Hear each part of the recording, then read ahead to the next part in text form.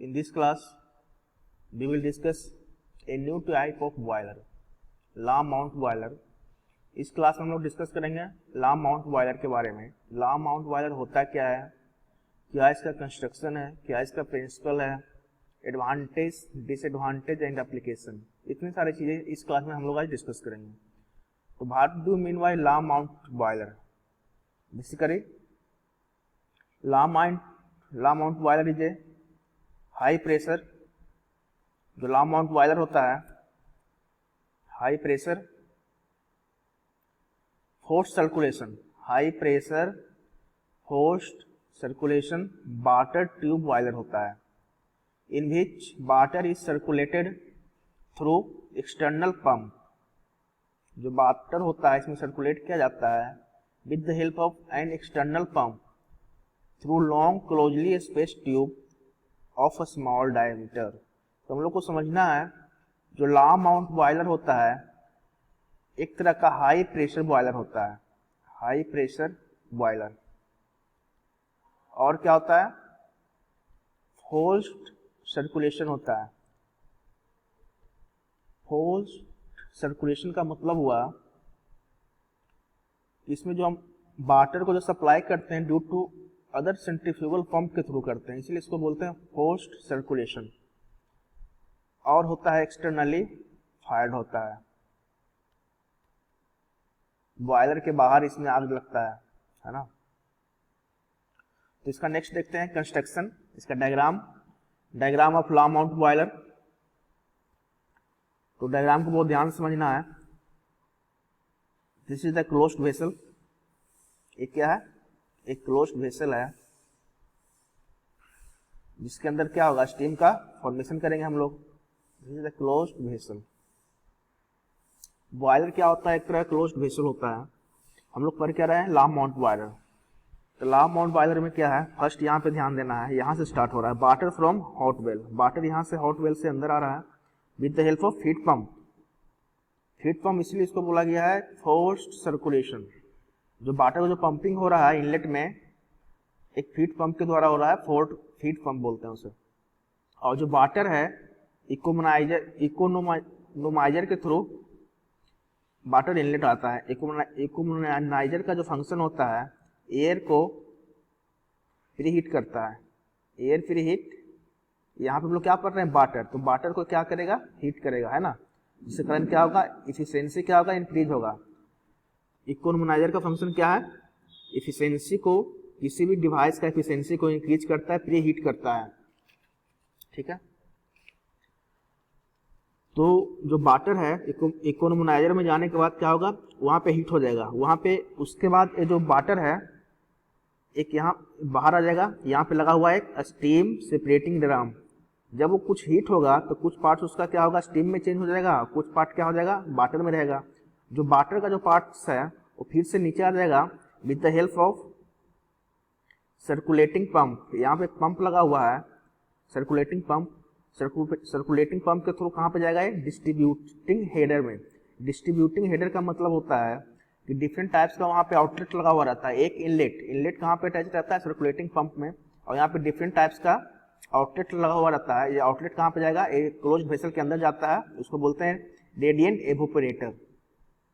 यहाँ पे जाके वाटर का ड्रॉपलेट्स जहाँ पे जमा हो जाता है। उसके बाद ये ड्रॉपलेट्स, ये जो वाटर है रेडिएंट एवोपरेटर में वो कन्वेक्टिंग एवोपरेटर के साथ अटैच रहता है। कन्वेक्टिंग एवोपरेटर का मतलब हुआ वहाँ पे क्या होता है, हीट का जो जनरेशन होता है वहाँ पे सरफेस एरिया को इंक्रीज करता है। डिफरेंट टाइप्स का पाइप वो हीटिंग होता है और वहाँ पे क्या होगा, जो वाटर जो है स्टीम में चेंज होना स्टार्ट हो जाएगा। फिर से क्या है, ये जो कन्वेक्टिंग एवोपरेटर है फिर से जाके वहाँ पे स्टीम सेपरेटिंग ड्रम में जाके अटैच हो जाएगा, ठीक है।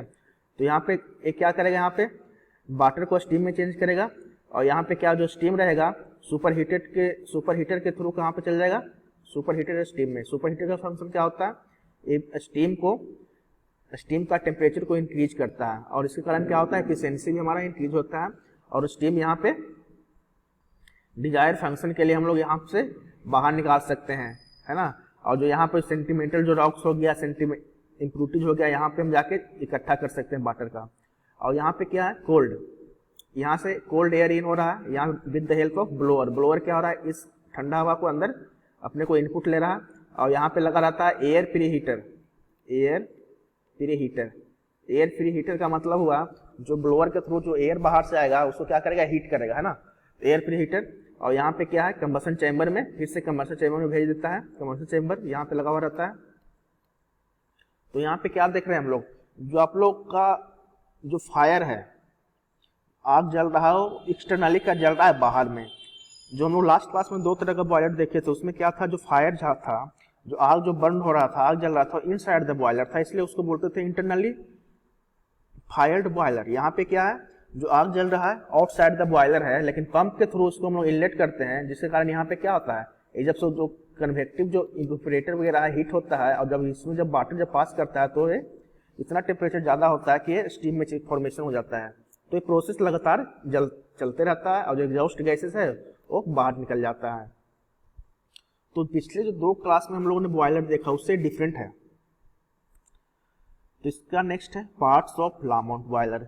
ला माउंट बॉयलर का पार्ट्स क्या क्या है, तो फर्स्ट था feed pump, grate, economiser, circulating pump, distributor header, radiant evaporator, convective evaporator, steam separating drum, super heater, blower, air pre heater and combustion chamber. हम लोग नेक्स्ट बारी बारी से देखते हैं कि इसका क्या, इस पार्ट्स का क्या फंक्शन है। तो फर्स्ट है फीड पंप। तो फीड पंप का फंक्शन क्या है, वाटर को क्या करता है, बॉयलर में पहुंचाता है ना। फीड पंप का मतलब हुआ जो वाटर है हॉट वेल से बॉयलर में, वाटर कहाँ किसके थ्रू जाएगा, फीड पंप के थ्रू जाएगा। तो वाटर को एक स्थान से दूसरे जगह पे क्या करता है, सप्लाई करता है। नेक्स्ट है ग्रेट। ग्रेट का मतलब क्या होता है, ग्रेट क्या होता है, the grate is located bottom side of the furnace, at grate be supply coal for burning the combustion chamber. Combustion chamber में क्या होता है, ग्रेट का मतलब क्या होता है, वहां पे सॉलिड पार्टिकल्स होता है वहां पे, और वहां पे बर्निंग होता है, आग जलता है, उसको बोलते हैं ग्रेट। नेक्स्ट है economiser. This is very very important device. Economiser क्या होता है, economiser is a device for increasing boiler efficiency. Economiser क्या करता है, बॉयलर का एफिशिएंसी को इंक्रीज करता है। So the work of economiser is to pre heat the water. इसका वर्किंग क्या है, इकोनोमाइजर का जो हीट आता है, जो वाटर आता है उसको क्या करता है, प्री हीट करता है, उसको शुरू में स्टार्टिंग में हीट दे देता है। दैट्स व्हाई उसका टेम्परेचर क्या हो जाएगा, इंक्रीज हो जाएगा। उसके बाद है सर्कुलेटिंग पंप। सर्कुलेटिंग पंप क्या करता है, circulating pump is a centrifugal pump. जो सर्कुलेटिंग पंप हम लोग नीचे बॉटम साइड में हम लोग यूज करते थे, जब से स्टीम सेपरेटर से जो बाहर निकलता था, वहां पे जो सेंट्रीफ्यूगल पंप लगा हुआ रहता था। It is driven by the turbine, वहां टरबाइन लगा हुआ रहता था। The turbine takes steam from the boiler. जो स्टीम है बॉयलर से आता हुआ टरबाइन टेकअप करता है। It take water from the steam separating drum. और जो वहां पे जो स्टीम सेपरेटिंग ड्रम था, वहां पे एक नीचे में क्या था, बॉटम में सेंट्रीफ्यूगल पंप लगा हुआ रहता है जो टरबाइन से अटैच रहता है। इस तरह से क्या करता है, डिफरेंट टाइप्स का इवेपोरेटिंग सेक्शन में ये भेजता था, है ना। तो यहाँ पे क्या लगा रहता है, वो सेंट्रीफ्यूगल पंप। नेक्स्ट था डिस्ट्रीब्यूटर हेडर। डिस्ट्रीब्यूशन हेडर कहाँ पे लगा हुआ रहता है, सेंट्रीफ्यूगल पंप के बाद। डिस्ट्रीब्यूटिंग हेडर का मतलब था कि इसमें डिफरेंट टाइप्स का आउटलेट था, मोर देन वन पंप में ये हीट वाटर को ट्रांसफर करता है। रेडिएंट एवापोरेटर लगा हुआ रहता ये बीच में, इस तरह से the water starts changing phase. Radiant evaporator में क्या करता है, जो वाटर है जो अपना फेज को चेंज करता है। फेज चेंज करने का मतलब क्या हो गया, अगर वाटर अगर लिक्विड में है तो वेपर फॉर्म में चेंज हो जाएगा, from liquid to saturated liquid and to saturated steam. अगर फिर से ज़्यादा हम उसको हीट हम देंगे, हीट प्रोड्यूस करेंगे, तो एक समय आएगा जब वाटर स्टीम में चेंज हो जाएगा। नेक्स्ट था कन्वेक्टिव इवेपोरेटर। कन्वेक्टिव इवेपोरेटर का फंक्शन क्या था, here the complete saturation of water into steam saturated process takes place. यहाँ पे क्या था, सैचुरेशन जो वाटर था स्टीम में चेंज हो जाएगा। उसका था steam separating drum. Steam separating drum का मतलब था जो यहाँ पे जो वाटर पार्टिकल्स है, वाटर नीचे चल जाएगा और स्टीम जो यहाँ पे जो फॉर्मेशन होगा, स्टीम का जो फॉर्मेशन होगा, जो स्टीम प्राइम मूवर में बाहर निकल जाता था with the help of super heater. Next था super heater. The function of super heater क्या था, इफिशियंसी को फिर से बॉयलर को इफिशियंसी को इंक्रीज करेगा, और जो भी इसमें लिक्विड पार्टिकल है वो पूरा ड्राई में चेंज कर देगा। इट मीन्स सुपर हीटर का फंक्शन है हीटिंग द स्टीम, वो स्टीम को फिर से हीट करेगा, टेम्परेचर को इंक्रीज करेगा और फुल्ली सैचुरेटेड स्टीम में वो कन्वर्ट करेगा।